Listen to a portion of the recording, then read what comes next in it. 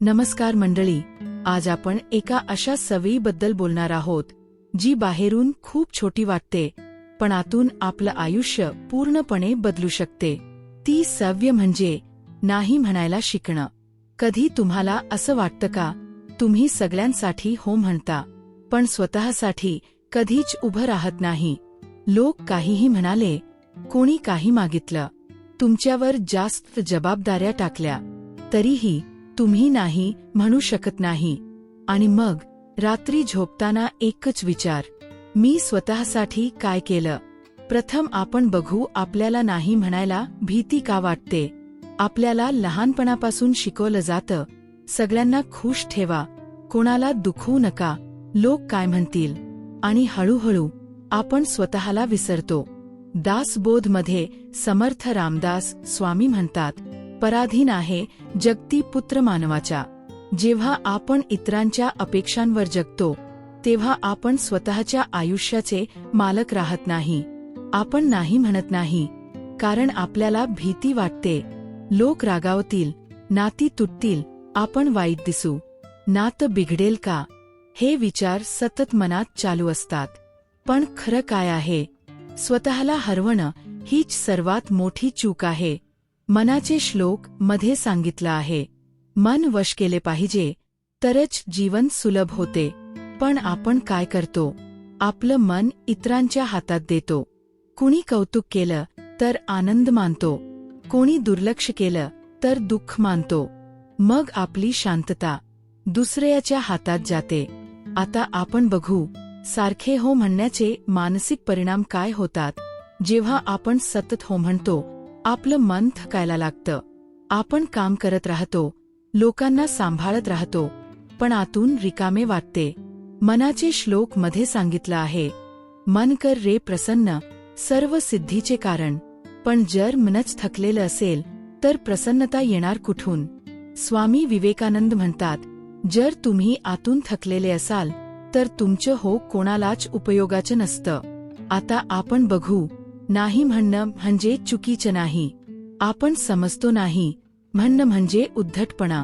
पण भगवद्गीतामध्ये श्री कृष्ण अर्जुनाला सांगतात, स्वधर्मे निधन श्रेयः परधर्मो भयावह। म्हणजे आपलं कर्तव्य, आपली मर्यादा ओळखणं हेच श्रेष्ठ आहे। नाही म्हणणं म्हणजे स्वतःच्या मर्यादा ओळखणं, स्वतःचा आदर करणं। ज्ञानेश्वरी मध्येही सांगितलं आहे, आपण आपले ठावे तेने जग ठावे। जो स्वतःला ओळखतो तोच जगाला समजतो।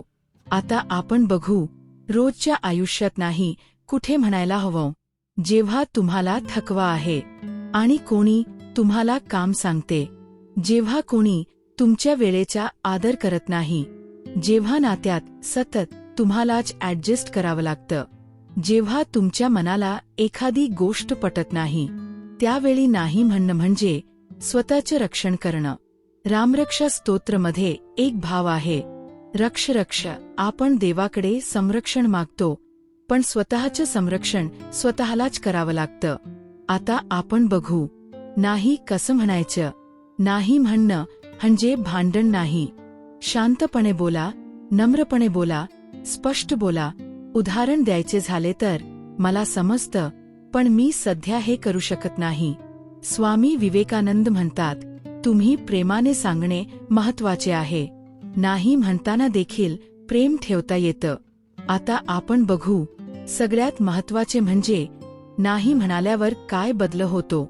जेव्हा तुम्ही नाही म्हणायला शिकता तुमचं मन हलकं होतं, तुमचा आत्मसन्मान वाढतो, लोक तुम्हाला जास्त गंभीरपणे घेतात आणि सर्वात महत्वाचं, तुम्ही स्वतःला हरवत नाही। एक छोटी कथा सांगते, एक स्त्री होती, ती घरात सगळ्यांसाठी खूप काही करत होती। सासू, नवरा, मुलं, नातेवाईक, सगळ्यांसाठी ती हो म्हणायची। कोणी काही मागितलं तर ती कधी नाही म्हणत नव्हती।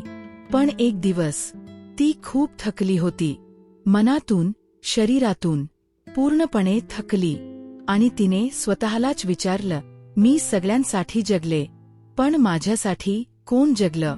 हा प्रश्न खूप लोकांच्या मनात आहे, फक्त आपण तो मोठ्याने विचारत नाही।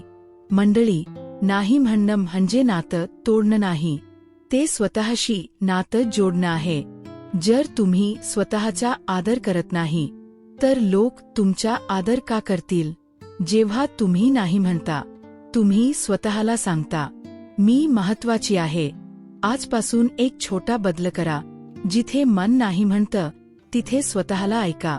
कारण तुमचं आयुष्य इतरांना खुश करण्यासाठी नाही तर स्वतःला शांत ठेवण्यासाठी आहे. जर हा व्हिडिओ तुम्हाला भावला असेल तर कमेंटमध्ये नक्की लिहा, आजपासून मी स्वतःसाठी उभं राहीन. मंडळी, माहिती आवडली असेल तर शेअर करा, चॅनेलला सबस्क्राईब करा आणि लाईक करायला विसरू नका. धन्यवाद.